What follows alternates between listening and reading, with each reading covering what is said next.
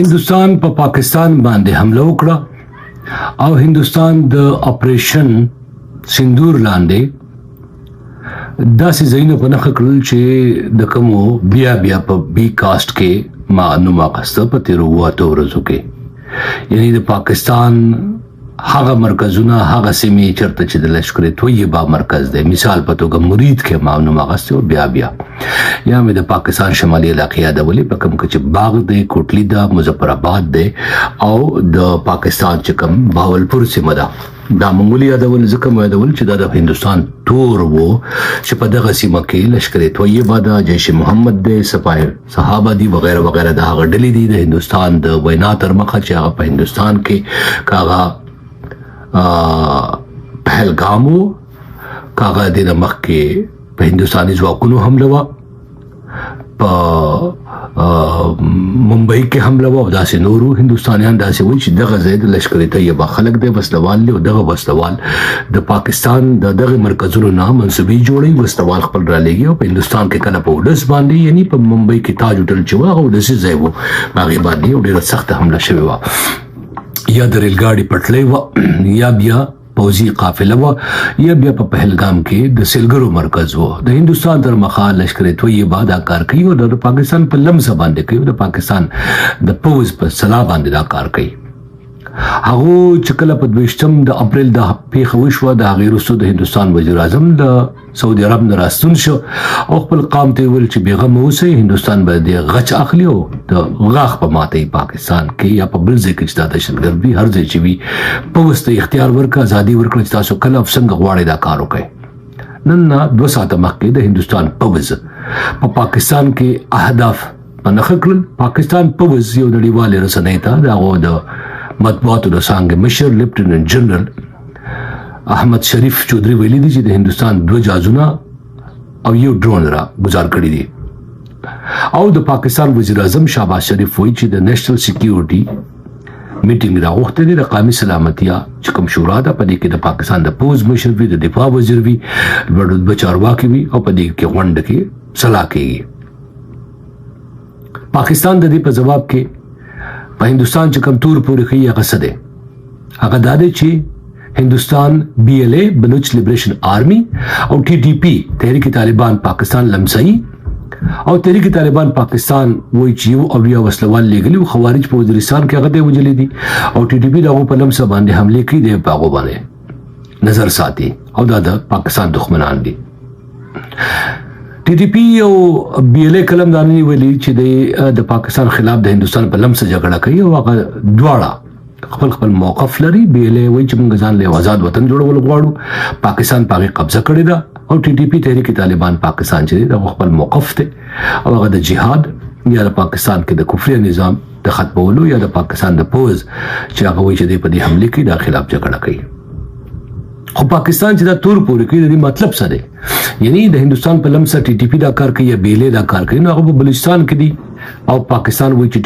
TTP په افغانستان کې د هلته به حمله کوي معنی دا شو یا پاکستان په پوز باندې خو هندوستان حمله نه کړي یې په ملټری انسټالیشن یعنی پوزي تنصیبات چې کوم ځای کې دا وسله ده ډیپوان دي خوراکونه دي سپلای لاین دی اټمی وسلې دي وغیرہ وغیرہ په غي معاملې نه کړي یا د مرکز دی یا د جنرالانو هډ کوارټر دی کورونه دي دا ځای په نه پنهخه کړي نه کراچي پنهخه کړي دا نه لاهور پنهخه کړي دی نه بل کوم ځای پنهخه کړي دی لہذا پاکستان هم د دې په جواب کې حمله کوي او که څه هم دی چې موږ غچ واغست په ځای پاکستاني مطبوعات ما قتل چې هغه چې هندوستانیان راغلل او بیرته پاکستانیانو په تیښته مجبور کړل خو هندوستانیان راغلل او خپل هدف په نخښه کو بیرته لاړل هندوستان داسې وایي صحیح سلامت بیرته لاړل خپل کار وکړ هغه دا نه ویل چې موږ به هندوستان په اسلام آباد باندې یا په کراچي یا په لاهور حمله کوو هغه چې موږ چرته چې دهشتګرد دي دغه مرکزونه هغه په نخښه کوو او د دهشتګردو دغه مرکزونه او سیمې چې دغه موږ بیا یاد کړی وي په پروګرامونو کې څو ځله مې یاد کړی وي لہذا د پاکستان د نېشنل سکیورټي میټینګ راغوښتو معنی دا ده چې اوس کچري هندوستان په جناب بغلهار ډیم وببند کړي د انډس ټریټي یا له اسلامي خلاف ورزي وکړه پاکستان ته وبو تک بند شو بیا هندوستان په ممکنه توګه باندې پاکستان چې په هندوستان کې د وبو کم بند پنخه کولی شي کم پوزي چک پوسټا یا مرکز پنخه کولی شي خو پاکستان به محتاط کار کوي ځکه چې هغه به نه غواړي دا جګړه دونه اوږده شي دونه جنجالي شي چې بیا د پاکستان سره هم د هندوستان سره هم د هغې د ختمېدو چارې ولې نه ورځي. کله چې دا جګړه شروع شوه د نن 2 ساعته مخکې دلته زما سره خواته په واشنګټن ډي سي کې د امریکې د صدر په کور وایټ هاوس کې کوم چې خلک سپینه ماڼۍ هم وایي په کې صدر ټرمپ نه جاته پوسټ کو هغه ویل چې دا ډېر شرمناک کار وشو دا کار نه کېدل پکار دغه شر قطر سعودي عرب ترکیه چین او نور ملګرو هم ویلي چې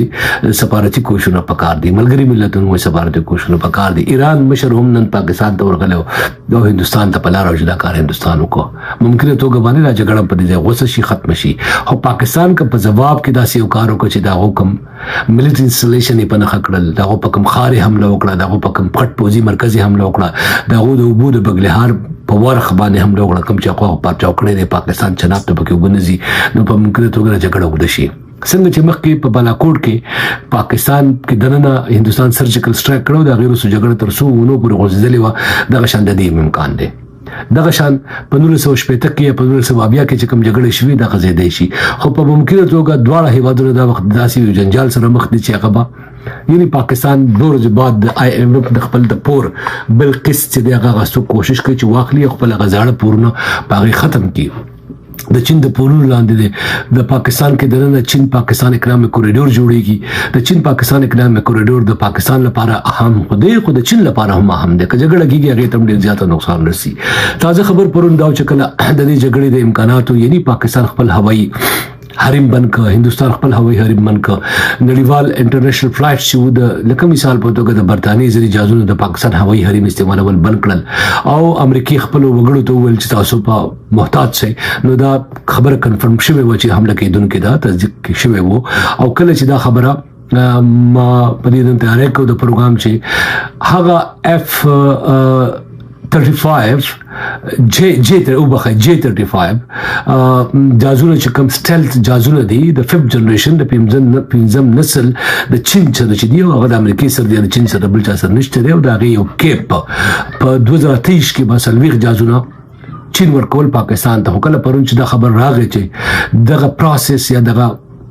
عمل چې تل سوي دي او وس چین چې د نږدې سلور جازونه ډیر زر د J35 چې د پاکستان ته ورکی نو دا سه معلومه ده چې د حمله امکانات ډیر سه واشي دي قسم د پاکستان هوایي بیړه د هندوستان د هوایي بیړې په مقابل کې وړه دا کمزوري ده دا غو سره 300 جازونه دي سره 1400 دي دا غو سره 503 اتیا د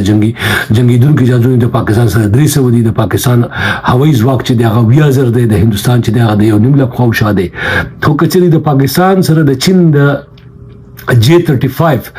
سټلت جازم راځي نو د پاکستان د جازونو د بیړه چې د تولې سی واقعي نو امکان سی واقعي سی واشه دی امکان نورم دی د دوړو سره اتمی وسلم د دوړو خو ته به دا کوشش کیږي چې د اتمی وسلې استعمال نه کی دوړو خو ته سیاسي مشران با پوزي مشران به دا کوشش کوي چې د جګړې نه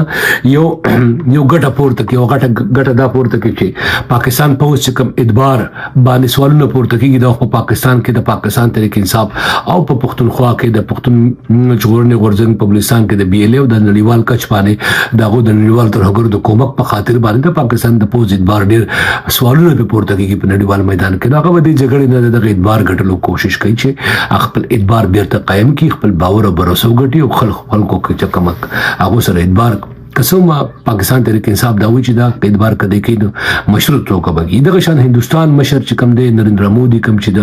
BJP د حکومت مشر دی پر راتلونکو انتخاباتو کې باغله دی د غټي پورته کولو کوشش کوي په ممکنه توګه باندې د جګړې موده په دې بنیاد چې سیاسي مشران پوځي مشران خپل مقاصد ترلاسه کول غواړي دی یو کې تاوان به دواړو ته بیا رسي. بهرحال لا تر اوسه پورې تازه پرمختګ او ډیولپمنټ وو په دې موضوع چې کلم نور موضوعات او خبرونه ترلاسه کوم تر تاسو به رسول تر هغه پورې تاسو خو خیال ساتئ.